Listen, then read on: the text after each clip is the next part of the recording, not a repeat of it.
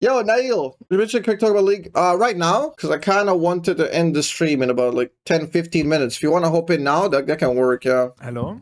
Hello. How you doing, Azzapp, man? First of all, how you doing? I'm good, man. I'm good. You? Yeah, I'm doing good. You made it home well from Munich?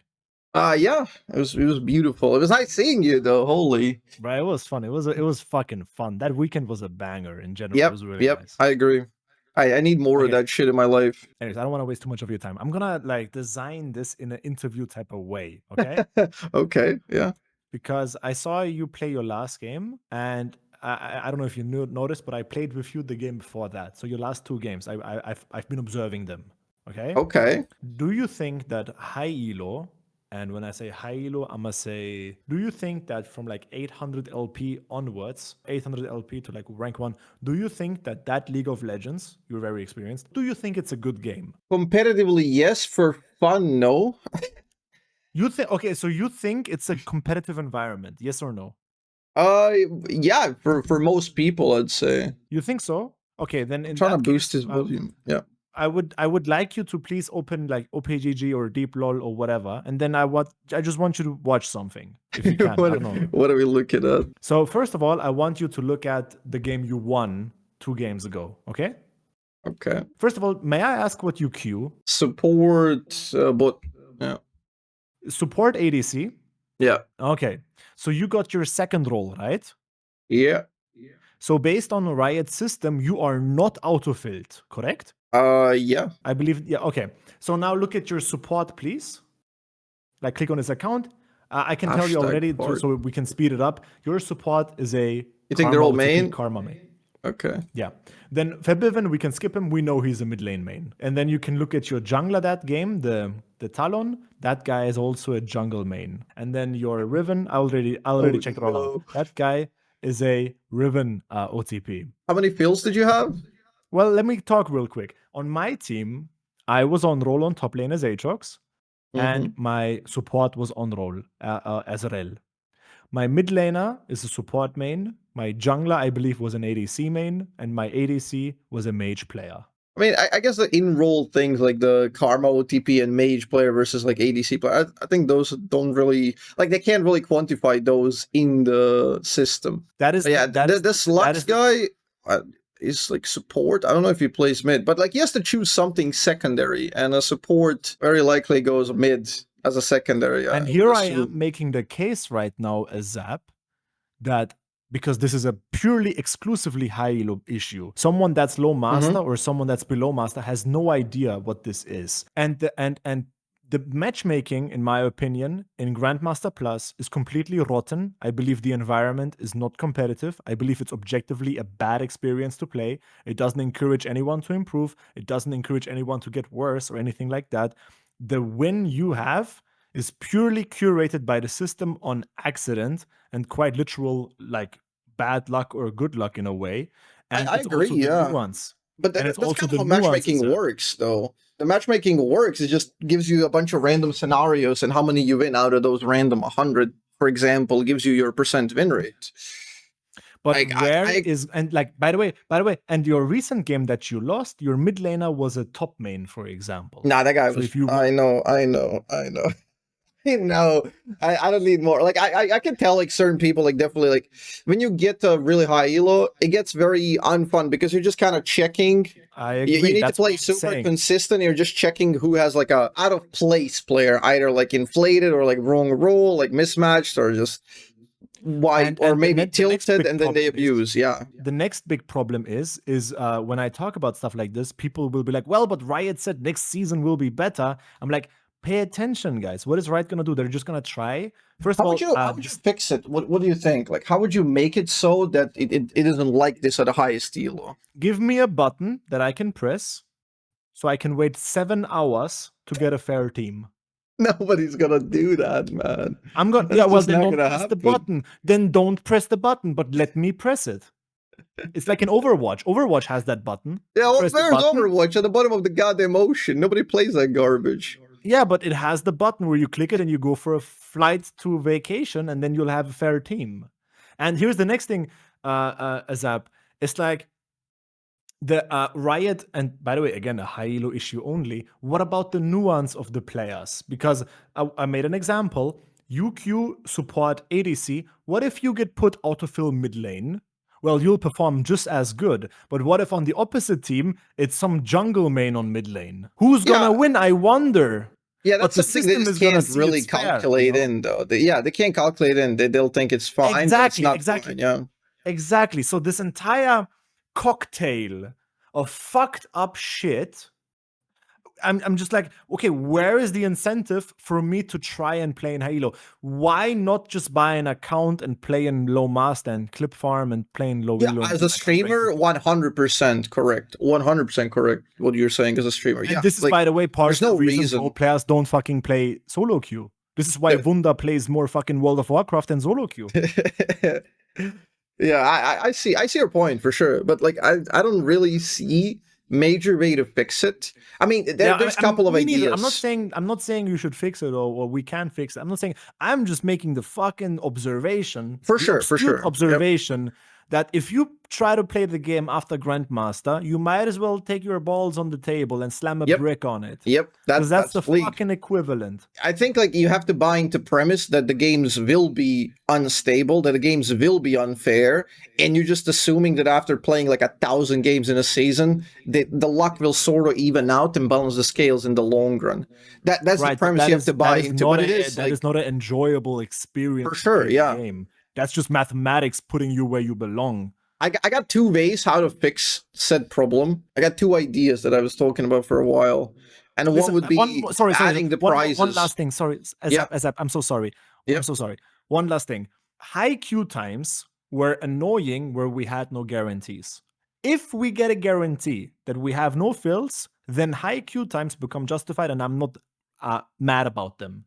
The reason in the past we were mad about high queue times was because anything could happen anyways and we had no guarantees. So if we had the feature of a guaranteed on-roll team and the on-roll enemy team, then I don't give a fuck if it's 45 minutes. Then I'm happy with it. I'm a full-time streamer. I have the time. But go ahead. I'm sorry. I think you're in a very, very tiny minority. I think out of all of these variables, I think the number one most important one would be the queue time. Shortening the queue time is the best thing Riot can do. And I think currently they did some changes like a month ago or whatever, that they really shortened the queue time, but potentially added more imbalance in the system. And they're super happy with it because they see it as an absolute win. People play more games, but faster queue times plays more games equals you get to your real ranking faster, even though it's a bit more inaccurate. That's all they care about. Like they don't want to do like the 20-minute wait time. But that's a horrible experience. It's at the cost of having a non-competitive or less competitive environment, for sure. Yes, and I want to fix it. I literally had this conversation with Drew Levin like half a year ago. I basically told him that the queue times are very, very important. That the dodging exacerbates the queue time, more dodging feeds even more dodging because you know who's in the lobby, they target ban and whatnot. So it's just infinite circle jerk, and you keep going, and it's not competitive because nobody cares about the ranking. So you need to shorten the queue times, and you need to incentivize people to play in high elo. And how do you do that? I would add prizes. Even if it's like top 1, top 10, top 50, 300, doesn't matter. What matters is the point that people have some goal to aspire to. So if you give like 20 rewards to the top 20 players, the first 1,000 players are going to really focus on the game and try hard, and it's going to be a much more enjoyable experience because they all want to be in the top 20. So they just need to give like either a symbolic reward or something. Like send me a goddamn letter, like you've been in the best top players, and that letter's going to stay, and it's going to be nice memorabilia. It doesn't have to be a jacket or there's backpack. also a lot of variables, because what about, like, for example, you play VelKoz, right? So what if they're going to have this reward system, but in exchange they're going to put you top lane every third game? You're going to enjoy that? What about the interest of you? Look, I believe that Master Elo should be rollless. That's my idea. I think when you get to Master, you should go into a ladder, and you should be filled like every third game. That's fair. And then when you go Grandmaster Challenger, then it becomes like in pro play where you get your roll. It would liquidate the skill in a way where it would bridge the gap. So you would be kind of masterish player on all roles, and you would probably excel at some. So you would have a preferred role, but you would be kind of decent at everything. It would hurt in the short term because you have to learn everything, but in the long term, it would make high elo games so high quality because everyone can see the game. Like, it's kind of pointless to play if your mid laner never touched jungle in his life, so he has no idea like when the jungler wants to invade, or vice versa, where when jungler invades and he has 0 prios and he just does stupid shit. I mean, that idea also is in conflict with the fact that people have mains and they, like, for example, me, I don't mind. So, like, even though you love VelKoz the most, and you literally couldn't be fucked to play anything else, you would just play for the. So you would just play other champions, even though you personally do not enjoy them, just for the wheel to keep on, just for the mechanism to keep on working in the game. I wouldn't really stop playing if it just the system would put me where I belong. Like, let's say if I don't belong and I don't swim in the environment and I fall off because I play 50% of games of VelKoz instead of 95. VelKoz jungle. Let's say I fall to like master or below master. It doesn't matter. Like, I would still do what I do. Like, Riot Games should not be concerned about me playing fucking VelKoz. They should be concerned about creating the highest, most competitive environment for the high elo, so the high elo can stand true to its name. Instead of it like you reach high elo and then you have like a guy just ego flaming 2 minutes in and goes fucking AFK. But they do care if you play VelKoz or not. They do. I think they care a little bit too much. I think we shouldn't optimize for one-tricking this much. Like I said, it's so many little details and so many like working parts that all have to work together. And it's just overall fucked up. That's all I'm trying to say. I think those last 2 games we played, well, we didn't play, but you played, and the one I played with you, like, both were solved. Another reminder for me why I often do smurfing content. Like, that's a big reminder. Yeah, I agree. Like, your observations are absolutely correct and on point on the higher reload. I wouldn't really describe the entire system with them, because this is more so an experimental thing that they did at the very end of the season for like a month. So we'll see how it develops. But I agree, absolutely. The thing is, though, it's a minority problem. On top of that, it's a purely high elo problem. Because by the way, that new autofill, that Aegis thingy, that's a pure low elo incentive, in my opinion. And I think in Grandmaster, that shit's gonna do crazy damage. Because in my eyes, if I'm a master player and I'm autofilled, my goal is to get that fucking C and not do anything, and literally like try to not participate, or try to participate as least as possible to avoid deaths, to have good KDA. If I'm support, I'm gonna just spam words and try not to die and back up, even though I should go in, I don't, because I want to get that C, so I get the protection. And if I get carried anyways, because my jungler goes 30 kills, well, then I get double LP. So that whole Aegis system, that's fucking scary already. Yeah, I can see how it can be a perverse incentive where people are going to play selfishly to lower the chance to win. But I think the idea has merit. It doesn't. Execution is secondary, because if they see the execution is not working, they can just put it like B, or like a higher ranking. They're gonna make adjustments that, okay, no, it's not a C, it's an A. Well, how the fuck am I gonna get an A on support and challenger? It's like, it's not gonna happen. Try. I think the gradient is also a good idea.